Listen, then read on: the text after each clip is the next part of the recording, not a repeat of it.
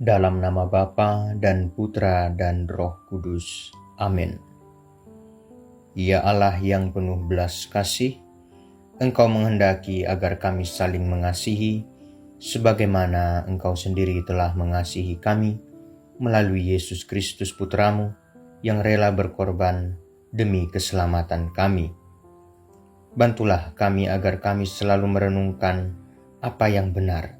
Semoga kami sanggup melaksanakan apa yang sesuai dengan kehendak-Mu, baik dengan perkataan maupun dengan perbuatan. Dengan pengantaraan Yesus Kristus Putramu Tuhan dan pengantara kami, yang hidup dan berkuasa, kini dan sepanjang masa. Amin.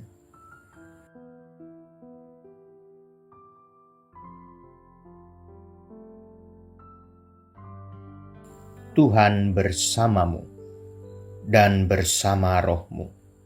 Inilah Injil suci menurut Yohanes. Dimuliakanlah Tuhan. Dalam perjamuan malam terakhir, Yesus menengadah ke langit dan berdoa bagi semua murid-Nya. Ya Bapa yang kudus, peliharalah mereka dalam nama-Mu, yaitu nama-Mu yang telah Engkau berikan kepadaku, supaya mereka menjadi satu sama seperti kita. Selama aku bersama mereka, aku memelihara mereka dalam nama-Mu, yaitu nama-Mu yang telah Engkau berikan kepadaku. Aku telah menjaga mereka, dan tidak seorang pun dari mereka yang binasa, selain daripada Dia yang telah ditentukan untuk binasa, supaya genaplah yang tertulis dalam kitab suci. Tetapi sekarang, aku datang kepadamu, dan aku mengatakan semuanya ini, sementara aku masih ada di dalam dunia, supaya penuhlah sukacitaku di dalam diri mereka. Aku telah memberikan firman-Mu kepada mereka, dan dunia membenci mereka, karena mereka bukan dari dunia, sama seperti aku bukan dari dunia. Aku tidak meminta supaya Engkau mengambil mereka dari dunia, tetapi supaya Engkau melindungi mereka daripada yang jahat. Mereka bukan dari dunia, sama seperti aku bukan dari dunia. Kuduskanlah mereka dalam kebenaran.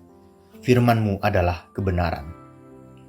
Sama seperti Engkau telah mengutus aku ke dalam dunia, demikian pula aku telah mengutus mereka ke dalam dunia. Dan aku menguduskan diriku bagi mereka, supaya mereka pun dikuduskan dalam kebenaran. Demikianlah sabda Tuhan. Terpujilah Kristus. Saudara-saudari terkasih, ruang gawai kita hari ini telah menjelma menjadi rimba informasi yang sangat bising, di mana siapa saja bisa merasa menjadi ahli teologi hanya dengan sekali klik. Namun, di balik kemudahan akses tersebut, tersimpan godaan ketidaktaatan yang halus. Banyak orang mulai memancarkan ajaran-ajaran mandiri yang seringkali membentur dan melucuti otoritas gereja. Fenomena ini bukan sekadar perbedaan pendapat, melainkan ancaman nyata terhadap kesatuan yang selama ini kita jaga. Ketika setiap individu merasa lebih otoritatif daripada magisterium, kita tidak sedang membangun iman, melainkan sedang memahat perpecahan di dalam rumah kita sendiri. Dalam Injil Yohanes 17 ayat 11-19 membawa kita masuk ke dalam kenyamanan doa Yesus yang sangat menyentuh. Di ambang perpisahannya, Yesus tidak memohon kekayaan atau jabatan bagi para murid, melainkan memohon pemeliharaan dan perlindungan Bapa agar mereka menjadi satu. Ia mendesak agar kesatuan tersebut bukan sekadar keharmonisan sosial, melainkan kesatuan yang mencerminkan hubungan Bapa, Putra, dan Roh Kudus. Di atas segalanya, ia memohon agar para pengikutnya dikuduskan dalam kebenaran, sebuah kekudusan yang memisahkan mereka dari cara pandang dunia, namun tetap mengutus mereka ke tengah dunia. Dasar kesatuan yang didoakan Kristus bukanlah kesepakatan organisasional semata, melainkan partisipasi dalam kesatuan Trinitas.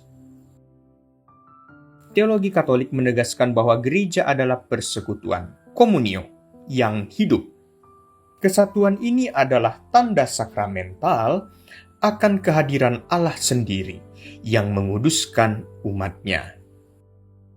Hal ini juga ditegaskan dalam Konstitusi Dogmatis Lumen Gentium artikel 4. Gereja nampaknya sebagai umat yang disatukan berdasarkan kesatuan Bapa, Putra, dan Roh Kudus.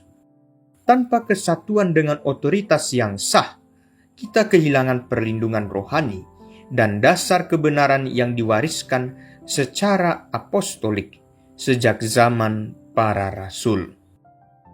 Semangat Paskah mengajak kita untuk meninggalkan ego intelektual dan kembali kepada hidup dalam ketaatan yang memerdekakan. Menjaga kesatuan gereja berarti memelihara warisan iman yang utuh, menghargai hierarki sebagai gembala, dan tidak membiarkan diri kita terfragmentasi oleh ajaran-ajaran pembohong yang terpecah belah. Mari kita wujudkan pertobatan nyata dengan lebih rendah hati dalam mendengarkan suara gereja daripada suara anonim di dunia maya. Inilah bentuk perlindungan ilahi yang paling nyata. Tetap tinggal dalam satu kawanan di bawah bimbingan Kristus melalui otoritas gerejanya yang satu, kudus, katolik, dan apostolik. Semoga Allah Bapa yang Maha Kudus, kami menyerahkan hidup kami yang masih berziarah di tengah dunia ini ke dalam tangan perlindungan-Mu. Jagalah kami agar senantiasa hidup dalam persatuan yang rukun dengan sesama.